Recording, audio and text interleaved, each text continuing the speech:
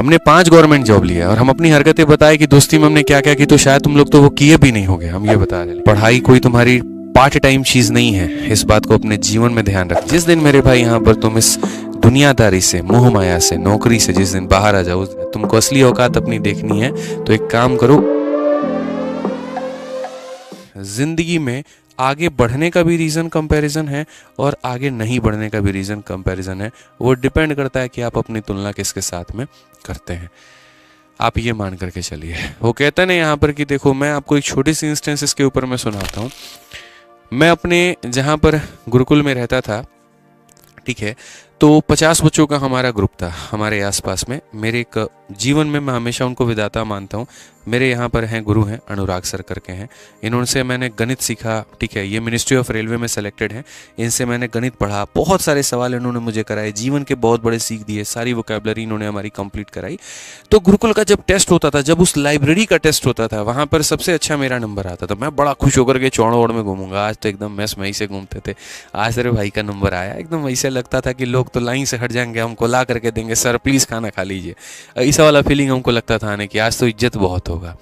वो मेरे इस एटीट्यूड को देखने लगे यहाँ पर कि ये अपने ट्रैक से बाहर जा रहा है, क्योंकि वो कहते हैं ना कि पूत के पाँव पालने में ही दिख जाते हैं। तो गुरु लोग जो होते हैं ना, जो माँ बाप होते हैं, उनको सब दिख जाता है लक्षण तुम्हारे कि तुम क्या कर रहे हो क्या नहीं कर रहे हो। तो वहाँ पर उनको हमारे लक्षण दिखने लगे। जब हमारे लक्षण दिखने लगे ना वहाँ पे, तो उन्होंने बुला करके इधर बैठाया, बोला क्या कर रहा है। मैंने कहा क्या हुआ सर, तो ये जो हरकतें हैं तुम्हारी क्या कर रहे हैं। मैंने कहा सर किसी को कुछ कहा थोड़ी, हमने गरिया थोड़ी दिए किसी को, सर थोड़ी फोड़ दिए। बोले अभी तुम बात ही नहीं कर रहे हैं, जो तुम अभी कर रहे हो ना, भविष्य में तुम्हारे लिए बहुत बड़ा खतरा है।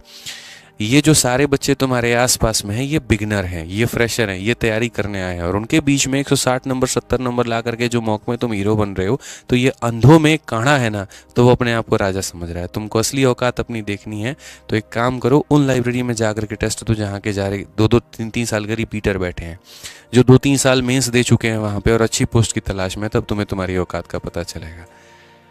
भाई साहब हमने उनकी बात को थोड़ा सीरियसली लिया। हम पहुंच गए अगले दिन एक ऐसी लाइब्रेरी, और अगली लाइब्रेरी में नीचे से मेरा दूसरा रैंक था, नीचे से दूसरा रैंक। उस दिन समझ में आ गया कि भाई जिस कंपटीशन में हम जी रहे हैं और जिस कंपैरिजन में हम जी रहे हैं, वो कोई कंपैरिजन है ही नहीं। वास्तव में इंसान का कंपैरिजन खुद होता है। अगर 8 घंटे पढ़ सकते हो, अपने आप को बीट करके 9 घंटे पढ़ो, 9 घंटे पढ़ सकते हो 10 घंटे पढ़ो, और अपनी संगत अच्छी रखो। इंसान उन 5 लोगों का औसत होता है जिनके साथ में वो अपना जीवन बिता रहा होता है। तो दोस्ती अच्छी रखोगे, घूमने वाले के साथ में रहोगे, बाकी चीज़ों में रहोगे, वैसा बनोगे। मैंने किसी चीज़ के लिए कभी जिंदगी में मना नहीं किया कि ये मत करो, लेकिन मेरा हमेशा से ये कहना रहा, जो चीज़ें करते हो करो, उसके साथ में पढ़ाई तुम्हारा मेन मोटिव है, उसको करते रहो। हमने 5 गवर्नमेंट जॉब लिया और हम अपनी हरकतें बताए कि दोस्ती में हमने क्या क्या की, तो शायद तुम लोग तो वो किए भी नहीं होगे, हम ये बता रहे हैं। लेकिन मेरा उद्देश्य पढ़ना था, नौकरी लेना था, परिवार को ऊपर उठाना था, वो हमने किया। पढ़ाई कर लो तुम लोग, बस इतना चाहते हैं जीवन में, ठीक है। बहुत संघर्ष कर रहे हो सारे के सारे, ठीक है ना। कोई यहाँ पे गांव से पढ़ रहा है, कोई लाइब्रेरी से पढ़ रहा है, कोई शहर से पढ़ रहा है, तो जहाँ से भी पढ़ रहे हो, कम से कम अपने इस जवानी के दिए गए समय को सार्थक करो।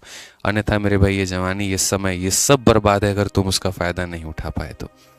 दिल से बता रहा हूँ एक बात, पढ़ाई कोई तुम्हारी पार्ट टाइम चीज़ नहीं है, इस बात को अपने जीवन में ध्यान रखना। तुम्हारे दुनिया के बाकी सारे काम तुम्हारे लिए पार्ट टाइम है, लेकिन पढ़ाई ही तुम्हारा सब कुछ है। अपने दिमाग में ये फिट कर लो, बैठा लो। जिस दिन मेरे भाई यहाँ पर तुम इस दुनियादारी से, मोह माया से, नौकरी से जिस दिन बाहर आ जाओ, उस दिन किसी और चीज़ को मान लेना। बहुत लोग बोलते हैं जीवन में यहाँ पर नौकरी ही तो सब कुछ नहीं होती है। अरे जब तक इंसान नौकरी की तैयारी कर रहा होता है, उसके लिए वहीं सब कुछ होता है। कोई कोई क्यों नहीं बताता है। अब नीट की तैयारी कर रहे हैं बच्चे को तुम शुरू में ही ये बोल दो, बेटा नीट ही सब कुछ नहीं होता है, तो वो नीट की तैयारी करेगा? नहीं करेगा। वो सारी संभावनाएं तब दी जाती है जब उसमें वो फेल हो जाता है, ठीक है। पास जब तक वो तैयारी कर रहा होगा, कभी तुम्हारे माँ बाप आके बोलेंगे तैयारी के दौरान, मिश्रा जी आज तक आके बोले चलो कोई बात नहीं, नहीं हुआ तो कोई दिक्कत नहीं और भी कर लेंगे।